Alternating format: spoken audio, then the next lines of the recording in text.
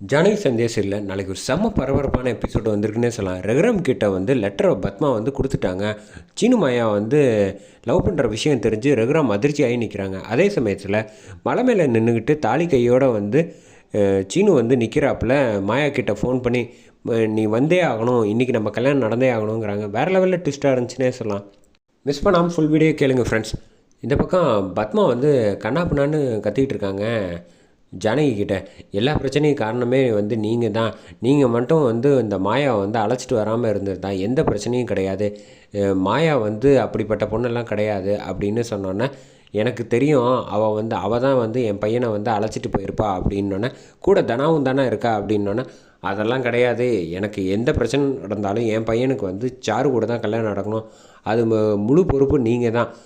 ஏற்கனவே ஒரு தடவை தப்பு இந்த குடும்பத்தில் நடந்தது பத்தாதா, இன்னொரு கல்யாணம் வேறு வந்து இப்படி நடக்கணுமா அப்படின்னு சொன்னோன்னே, எனக்கு வந்து நீங்கள் முழு பொறுப்பு வாக்கு கொடுத்துருக்கீங்க நடத்தி வைக்கிறேன்னு, அதை வேறு மாயாக்கிட்டேயே வேறு கொடுத்து வச்சுருக்கீங்க பாருங்கள், அதெல்லாம் என்னால் ஜீர்ணிச்சிக்கவே முடியல அப்படின்னு சொல்லிடுறாங்க.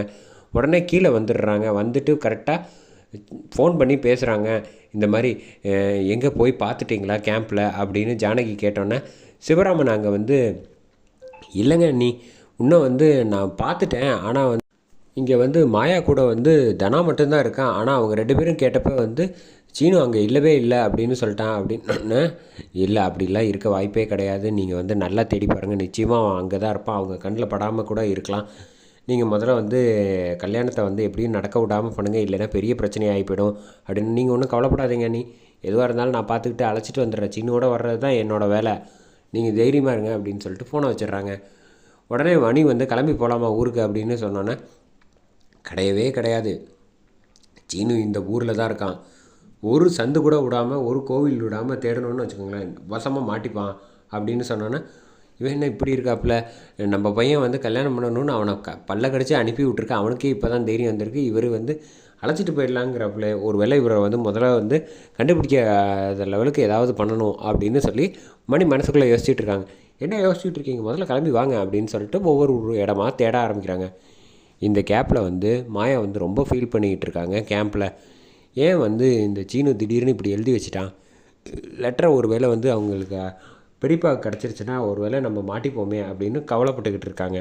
பக்கம் வந்து அடுத்த நாள் காலையில் விடிஞ்ச உடனே வந்து சீனு வந்து போய் கரெக்டாக வந்து தாலி வந்து கடையில் வாங்கிடுறாங்க. மாலை வாங்கிட்டு பட்டு வெட்டி பட்டு சட்டையோடு ரெடி ஆகிட்டு வந்துடுறாங்க. கரெக்டாக கோவிலுக்கு மேலே ஏறி ரெடியாகி நிற்கிறாங்க. அந்த சமயத்தில் இந்த மலை கோவில் இருக்குல்ல, நம்ம போய் முதல்ல வந்து பார்ப்போம், ஒரு வேளை வந்து இந்த பக்கம் சீனு இருந்திருந்தானா கல்யாணத்துக்கு ரெடி ஆகியிருந்தா என்ன பண்ணுறது அப்படின்னோன்னா, அப்படிலாம் இருக்க வாய்ப்பே கிடையாது அப்படின்னு சொல்லிகிட்டு இருக்காப்புல மணி. நம்ம ஊருக்கு போகலாம் அப்படின்னு. நீங்கள் ஏன் ஊருக்கு போகிறதுலே இருக்கீங்க, அதெல்லாம் கவலைப்படாதீங்க, நம்ம எங்கே இருந்தாலும் வந்து இன்றைக்கி அவனை கண்டுபிடிக்காமல் விடக்கூடாது அப்படின்னு சொல்லிட்டு அவன் இங்கே தான் இருப்பான் அப்படின்ட்டு கோயிலுக்கு மேலே போயிடுறாங்க. போனதுக்கப்புறம் கரெக்டாக பார்த்துட்டாப்புல இவர் நம்ம மணி மாலையும் கழுத்துமா கையில் தாலியோடு வந்து இருக்காப்புல. அப்பாடா நம்ம பையனுக்கு வந்து தைரியம் வந்துருச்சு, இந்த அளவுக்கு வந்துட்டான், நிச்சயமாக அவன் வந்து கல்யாணம் பண்ணிட்டு தான் வந்து அழைச்சிட்டு வருவான் மாயாவை. என் மருமக வந்து ரொம்ப கெட்டிக்காரி, எதுவாக இருந்தாலும் நம்ம வந்து கல்யாணம் மட்டும் முடியட்டும், மற்றதெல்லாம் நான் பார்த்துக்கிறேன் அப்படின்னு மனைவி வந்து மனசுக்குள்ளே நினச்சிட்டு இருக்காப்புல.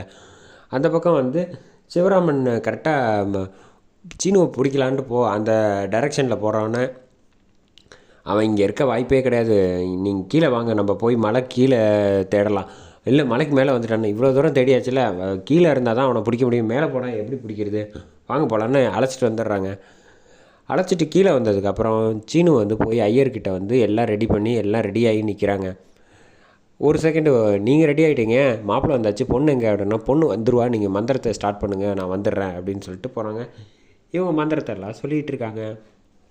அந்த சமயத்தில் கரெக்டாக வந்து மலை மேலே ஏறி நின்றுட்டாப்புல நம்ம பட்டு வெட்டி பட்டு சட்டையோடு வந்து சீனு வந்து ஃபோன் அடிக்கிறாங்க. ஃபோன் அடித்து பார்த்தா வந்து மாயா வந்து என்ன இவங்கிட்டேருந்து ஃபோன் வருது அப்படின்ட்டு ஃபோனை எடுத்து பார்த்தா கரெக்டாக அந்த சமயத்தில் மேலே நிற்கிறாங்க. ஏன் இப்படி பண்ணிகிட்டு இருக்க அப்படின்னு சொன்னால் கேளு, நீ கீழே இறங்கி இப்படிலாம் செய்யக்கூடாது அப்படின்னு சொன்னோன்னே, இந்த ஜென்மத்தில் நான் உன்னை தான் லவ் பண்ணுறேன், உன்னை தவிர வேறு யாரையும் கல்யாணம் பண்ணிக்க மாட்டேன், என் காதல் உனக்கு புரியுதா இல்லையா, நீ என்னை தானே விரும்புகிற, உன்னால் இப்போ இந்த நிமிஷம் வந்து என்னை விரும்பலை, உன் மனசில் நான் இல்லைன்னு சொல்லிடு, நான் வந்து கல்யாணம் பண்ணுற ஆசையை விட்டுறேன், அப்படி இல்லை நீயும் தானே என்னை விரும்புகிற அப்படின்னு சொன்னேன்னா, மரியாதையாக வந்து நீ வந்து வரணும், வந்தால் தான் நம்ம சேர்ந்து வாழ்வோம் சந்தோஷமாக, இல்லை இல்லைன்னா என்ன நடக்கணும்னு நீ ஆசைப்பட்றியோ அது நடந்துட்டு போகட்டும் அப்படிங்கிற மாதிரி ஒரு வார்த்தையை சொன்னோன்னே டக்குன்னு வந்து ஃபோனை வச்சிடுறாங்க சீனு. இந்த பக்கம் மாயாவுக்கு என்ன பண்ணுறதுன்னு தெரியாமல் யோசிச்சுட்டு இருக்காங்க. அந்த சமயத்தில் பத்மா வந்து ரகுராம் கிட்ட வந்து கரெக்டாக வந்து அந்த லெட்டரை வந்து நீட்டிடுறாங்க. என்னம்மா லெட்ரு அப்படின்னோடனே நீங்கள் பிடிச்சி படிங்க அப்படின்னு சொல்கிறப்ப வந்து படித்து பார்க்குறாங்க. பார்த்தா வந்து அதில் அதிர்ச்சி ஆகிடுறாங்க. மாயாவும் சீனுவும் லவ் பண்ண விஷயம் எல்லாமே தெரிஞ்சு போயிடுது. அதனால தான் வந்து வீட்டில் யாருமே கிடையாதா, அவனை தேடி தான் சிவராமன் மணி அதுக்கப்புறம் போயிருக்காங்க அப்படிங்கிற விஷயத்தை வந்து புரிஞ்சுக்கிறாங்க.